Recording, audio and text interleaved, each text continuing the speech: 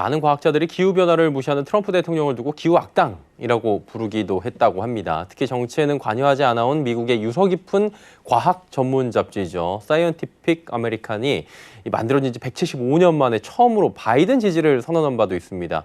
과학을 무시하고 기후변화에 적대적인 트럼프가 다시 미국 대통령이 된다면 미국과 세계에는 재앙이 될 것으로 보았기 때문이다라고 했죠. 자, 그래서 오늘은 차기 미국 대통령으로 당선된 바이든과 트럼프 대통령이 기후변화를 보고 있는 관점, 또 이로 인한 경제적 이익을 어떻게 추구하는가에 대해서 알아보도록 하겠습니다. K외대 반기성 센터장 함께합니다. 어서 오세요. 네, 안녕하세요. 네. 조 바이든 당선인이죠. 그리고 지금 현 트럼프 대통령의 극명한 이 기후에 대한 입장 차이를 알 수 있는 게 지난 시간에도 얼핏 말씀해 주셨던 파리 협약이겠죠? 네, 그렇습니다. 이제 그 당시에 이제 미국이라든가 중국, 인도, 브라질, 유럽 연합 등 주요 기후 변화 당사장들이 파리 협정을 비준을 했고요.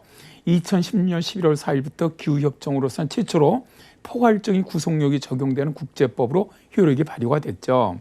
파리 협정의 주요 내용은 지구 평균 온도 상승폭을 산업화 이전 대비 2도 이하로 유지를 하고요. 더 나아가서 온도 상승폭을 1.5도 이하로 제한하기 위해서 함께 노력하기 위한 국제적인 협약인데요. 예. 각국은 온실가스 감축 목표를 스스로 정해서 국제사회에 약속을 하고요. 이 목표를 실천해야 합니다. 그리고 국제사회는 그 이행에 대해서 공동으로 검증을 합니다. 그런데 이제 트럼프 대통령이 2017년 6월에 미국이 이 협정을 탈퇴하겠다 선언을 했고요.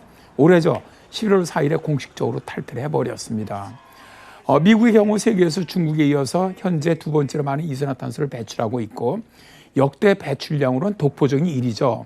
그러니까 사실은 지구온난화에 악영향을 주었거든요. 그렇죠. 그럼에도 불구하고 자국의 이익만을 위해서 탈퇴를 하면서 다른 나라들도 온실가스 배출 감축에 어떻게 보면 미적지근한 정책을 취하게 만들기도 했습니다.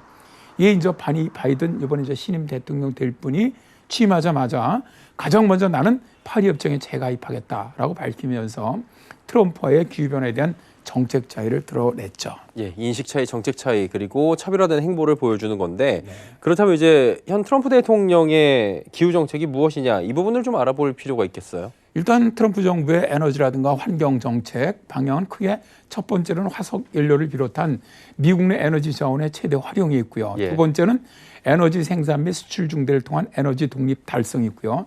세 번째는 오바마 정부의 관련 규제 축소나 폐지로 요약할 수가 있습니다. 자, 그래서 이제 이 트럼프 대통령 당선에 취임하자마자 2016년 12월에 주요 부처죠. 국무부, 에너지부, 환경보호청 등의 친화석연료 인사를 지명을 하면서 반기후적인 정책을 내세웠습니다. 예. 그의 정책을 한마디로 말한다면 미국 우선 에너지 계획을 통해서 미국 내 에너지를 최대한 활용을 해서 경제적인 이익을 도모하고요. 이를 통한 일거리 창출과 에너지 독립을 모색하는 것으로 보시면 되겠습니다. 예. 그렇다면 지금까지의 행보하고는 정반대로 간 거잖아요. 트럼프 대통령 같은 경우에는. 바이든 대통령 당선인의 기후변화 정책의 큰 차이는 뭡니까? 일단 트럼프 대통령은 트럼프가 석탄을 캔다. 예. 이런 슬로건을 대통령 선거 때 했거든요. 그런 문구가 쓰여져 있는 팻말을 두고 선거운동을 할 만큼 그런 석탄과 같은 전통적인 화석연료 사용에 지지를 보내고 있습니다.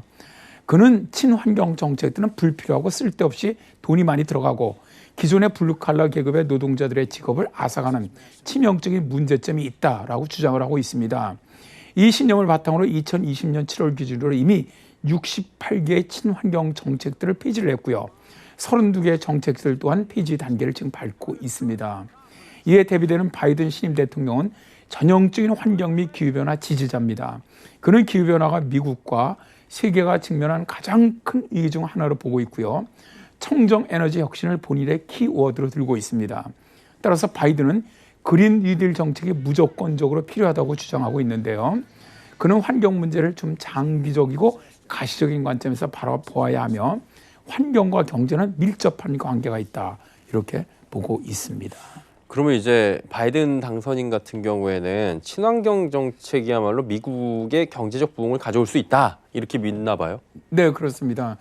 미국이 이제 앞으로 아무래도 이제 친환경 정책을 갖다가 시행을 하게 되면 전 세계가 맞이한 이 위기를 기회로 바꾸면서 에너지 사업이 아주 크게 성장할 수 있다는 건데요.